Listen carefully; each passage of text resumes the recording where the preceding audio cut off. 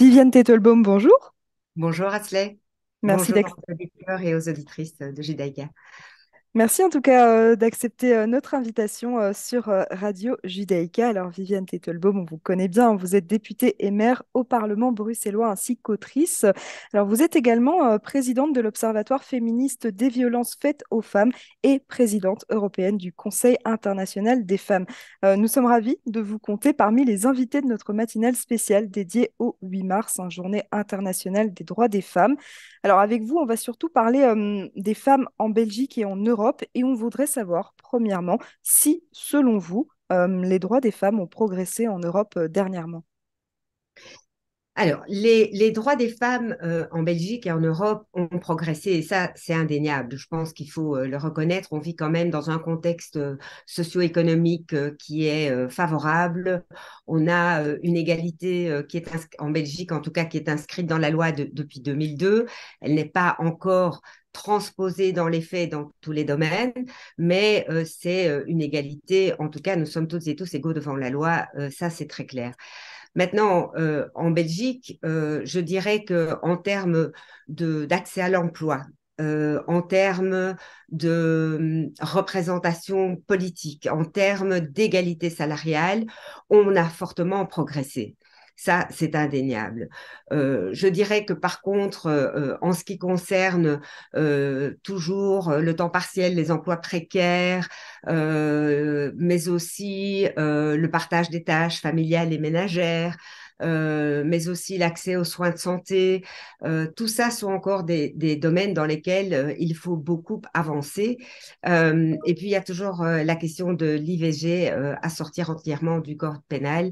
Il est quand même temps en 2023 que les femmes puissent décider de leur corps, puissent décider ce qu'elles veulent faire de leur vie et qu'elles ne soient pas infantilisées par des hommes et des femmes politiques. Le corps des femmes reste toujours un enjeu politique, hein. Ça, il faut quand même bien le voir. On le voit aussi avec la marchandisation des corps, que ce soit la GPA, que ce soit la prostitution, enfin le proxénétisme et la traite des êtres humains. Et donc, voilà, il y a des enjeux qui restent encore, des points qui sont encore épineux, mais dans l'ensemble, je me rends compte que, enfin, il faut bien dire que, voilà, on a bien progressé en Belgique et en Europe, et surtout, j'ai envie de dire, dans le nord de l'Europe, où on est encore bien plus loin que dans notre pays. Alors, des pistes d'action ou de réflexion, ou voire même de solutions, existent-elles concernant justement ces sujets épineux qui n'ont peut-être pas autant progressé que le reste, que ce soit en Europe, mais surtout en Belgique ici? Mais des solutions, oui, il y en a. J'ai envie de dire qu'il faut toujours rester attentif à un sujet qui reste une préoccupation majeure, ce sont les violences faites aux femmes. Et là, c'est clair qu'il faut accroître la prévention, tout ce qui concerne les poursuites des auteurs, hein. On sait qu'encore aujourd'hui, 70% des plaintes sont classées sans suite. Il faut agir avec des politiques coordonnées, il faut mieux financer ces politiques également. Voilà, ce sont des points importants. C'est d'ailleurs repris dans les 4 P de la Convention d'Istanbul, qui est le seul outil contraignant, le seul instrument contraignant au niveau international, mondial. Euh, il faut continuer à sensibiliser aussi à la pauvreté des femmes parce que il faut quand même le dire, aujourd'hui en Belgique et dans beaucoup de pays d'Europe, la pauvreté a un visage féminin et donc il faut vraiment continuer à travailler là-dessus. Et ça passe aussi par voilà, des mécanismes où il faut se rendre compte des biais finalement de ces stéréotypes genrés, prendre conscience de ces biais pour pouvoir après les désamorcer et travailler sur ces inégalités. Alors, Viviane Tettelbaum, à l'heure à laquelle nous parlons, vous êtes à New York pour assister à la 67e session de la Commission de la condition de la femme. Euh, À cette occasion, le chef de l'ONU, Antonio Guterres, a pris la parole lundi lors de son discours d'ouverture de cette session et il déplore le fait que l'égalité entre les femmes et les hommes dans le monde soit un objectif de plus en plus lointain, atteint au mieux dans 300 ans. Ces propos nous font bien évidemment penser aux conditions des femmes dans des pays avec des régimes autoritaires tels que l'Iran ou l'Afghanistan, mais pour les pays occidentaux d'Europe ou d'Amérique. Là aussi, pensez-vous que l'égalité entre les femmes et les hommes sera atteinte dans 300 ans?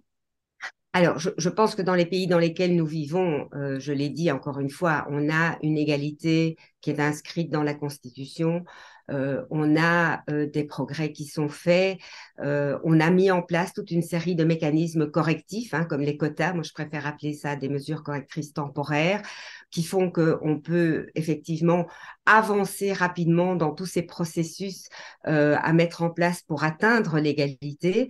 Donc, je ne pense vraiment pas qu'on puisse comparer la situation dans nos pays, disons, européens avec la situation de beaucoup de femmes encore aujourd'hui dans le monde. Et c'est vrai que Gutiérrez, hier, avant-hier, lundi, et donc a voulu en particulier peut-être créer une espèce de choc et de prise de conscience parce que si chez nous les choses vont mieux, voilà, dans certains domaines vont bien, il faut le dire aussi. Dans d'autres, comme je l'ai dit, faut vraiment encore avancer. Et voilà, dans beaucoup de domaines, on n'y est pas. Moi, je dis toujours, l'égalité, en fait, on n'y est pas. On n'y est dans aucun domaine complètement, hein, parce que quand on dit, voilà, on avance dans l'égalité salariale, c'est vrai, mais on n'y est pas à l'égalité salariale exactement. Et il n'y a aucune raison. Donc, on avance, mais on ne peut pas comparer avec ce qui se passe dans des pays, effectivement, où il y a un véritable apartheid sexuel, parce que c'est de ça qu'il s'agit. Que ce soit en Iran, que ce soit en Afghanistan, les femmes sont emmurées. Il faut quand même bien dire qu'en Afghanistan, elles ne peuvent plus, enfin, elles n'ont plus droit à la vie, presque, j'ai envie de dire. Elles sont affamées parce qu'elles ne peuvent plus manger, elles ne peuvent plus circuler, elles ne peuvent pas étudier, elles ne peuvent pas avoir accès aux soins de santé. On les laisse crever dans ce pays. En Iran, on l'a vu encore récemment avec les attaques au gaz de petites filles à l'école, avec l'incitation de Khamenei au mariage de jeunes filles de 9 ans à qui il dit de se voiler, à la répression brutale de la révolution courageuse des femmes iraniennes. Elles sont d'un courage inouï, elles forcent l'admiration et parfois on a envie de dire mais on voudrait pouvoir faire plus pour les aider parce que c'est vrai que grâce à Internet, grâce aux réseaux sociaux, on vit ça un petit peu en direct, mais on se sent vraiment incapable de les aider de manière concrète et ça brise le cœur très sincèrement. Et en ce mi-mars, je pense que c'était important de choquer et de faire attention à ça. Alors, quand même, un point positif, c'est qu'au niveau de la Commission sur le statut de la femme à l'ONU, l'Iran a été exclu cette année. Donc, voilà, vous me direz, il faudrait en exclure encore bien d'autres parce que ailleurs aussi, et l'Afghanistan en est un exemple, l'apartheid sexuel, voilà, laisse mourir les femmes, mais il y a aussi les pays en guerre avec des conflits où les femmes sont quand même, les femmes et les enfants sont les premières victimes de ces conflits, hein. On pense à l'Ukraine évidemment à nos portes, mais il faut penser aussi à des pays peut-être un peu plus lointains comme le Yémen, comme le Congo, où les femmes sont victimes de violences, de viols utilisés comme armes de guerre. Et donc voilà, c'est vrai que là aussi les réseaux permettent de documenter tout ça, pas surtout, j'ai envie de dire, par rapport à l'Ukraine, parce que malheureusement, par rapport au Yémen, on n'a pas d'image. Le Congo, c'est un peu mieux. Mais donc, il faut vraiment considérer que ces femmes sont non seulement victimes de conflits, victimes de guerres, mais que ça entraîne des mécanismes où elles vont se retrouver sur les routes de l'errance, à nouveau les premières victimes de violences, de viols, de traite des êtres humains et tout ça. Et donc, c'est vraiment très important. Après, j'ai envie de dire aussi, les femmes ont une force inouïe, hein. On le voit en Iran, mais on le voit ailleurs aussi. Et donc, il est quand même important aujourd'hui de faire basculer les choses aussi, parce que là, on est très loin du compte. C'est de permettre aux femmes de s'asseoir à la table de négociation, de permettre aux femmes d'être les actrices des processus de paix, de participer à construire ce monde que nous rêvons meilleur pour, pour nos enfants. Et ça, en ce 8 mars, il faut vraiment y penser aussi. Une dernière question, Viviane Tettelbaum. En ce moment, on voit une certaine montée finalement d'extrême, notamment d'extrême droite, qui s'ancre dans certains gouvernements. Je fais notamment référence à l'Italie, également à la Hongrie. On a vu le succès du Rassemblement national en France à l'élection présidentielle l'an dernier. En Belgique, on n'y est pas vraiment, mais le Vlaams Belang, premier parti de Flandre dans les sondages. Et puis, dans d'autres démocraties un petit peu plus lointaines, telles qu'Israël, le gouvernement actuel est le plus à droite de l'histoire du pays. Cette montée de la droite très, très marquée un petit peu partout dans le monde, est-ce que cela pourrait représenter un danger dans la lutte pour les droits des femmes au sein des démocraties? Mais alors, c'est très clair, les extrémismes, les populismes, l'extrême droite en particulier, mais aussi l'extrémisme religieux, enfin, toutes ces formes d'extrémisme sont un frein aux droits des femmes. L'extrême droite, la droite extrême, on le voit en Pologne, on le voit en Hongrie, on le voit dans d'autres pays. Ce sont des régimes, ce sont des idéologies qui ne considèrent pas la femme comme l'égale de l'homme et qui ne mettent pas en avant euh, ce monde égalitaire dans leurs propositions, dans leur force de proposition, bien au contraire. Et on voit que quand il y a des gouvernements et des idéologies comme ça qui prennent le pouvoir, ça entraîne immédiatement un recul en termes de droits des femmes, immédiatement.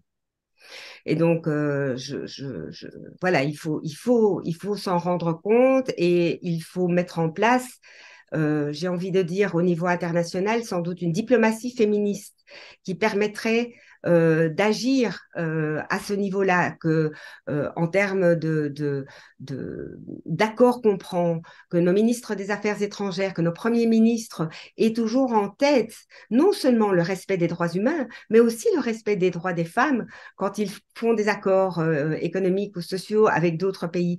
Et ça, malheureusement, aujourd'hui encore, on n'a pas ça comme priorité dans beaucoup de pays européens. On a un ambassadeur en Suède, par exemple, qui a ça dans ses prérogatives, dans ses mandats, mais on en a très peu aujourd'hui. Et donc, voilà, je sais que notre ministre des Affaires étrangères, Adjal Habib, est aussi sur la même longueur d'onde par rapport à cette nécessité d'une diplomatie féministe. Mais donc, oui, ça, je pense que c'est vraiment très, très important. Après, le cas d'Israël, j'ai peut-être envie de le dissocier un petit peu. Vous me direz que c'est un parti pris, mais c'est quand même une démocratie qui fonctionne bien. On le voit aujourd'hui, il y a énormément d'hommes et de femmes dans les rues, hein. On a vu ça aussi aux États-Unis avec Trump, en fait. C'est que la force des femmes dans ces pays-là reste active. C'est une voix qui porte, elles ne se laissent pas faire. Elles ont les moyens, les outils démocratiques des pays dans lesquels elles vivent pour réagir et elles le font. Et ça, c'est quand même très important. Malheureusement, dans des pays comme la Pologne ou même la Hongrie, moi je suis dans un réseau de femmes au niveau de l'Observatoire des violences au niveau européen, par exemple, où elles nous racontent, elles témoignent que ce sont des véritables attaques en règle contre idéologiques contre les droits des femmes et qu'elles ne reçoivent même plus les moyens pour exister en tant qu'association et donc elles ne savent plus défendre les droits des femmes dans ces régimes-là. Et donc il faut être très attentif à ça parce que c'est un problème finalement qui touche à différents pays qui sont finalement très proches de nous. Merci infiniment, Viviane Tettelbaum, d'avoir accepté notre invitation sur Radio Judaïka et merci beaucoup pour vos réponses. À très bientôt. Avec plaisir, à très bientôt Asley.